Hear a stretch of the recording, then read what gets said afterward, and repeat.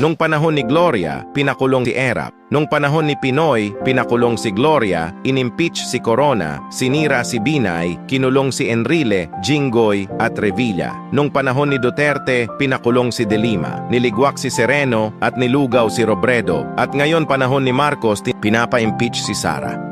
Pinadakip sa ICC si Duterte at madami pa sigurong kasunod. Paulit-ulit lang ang circus sa bansa natin. Parang telenovela na ginagawa tayong tanga. Gumagawa ng distraksyon para makapangurakot ng matiwasay. Ikaw naman si nga makapanood lang ng scripted na hearing, nakikigalit ka na din sa inaakusahan kahit wala pang hatol ang hukuman. Isa na lang talaga ang solusyon. Lumipat na tayo sa Mars.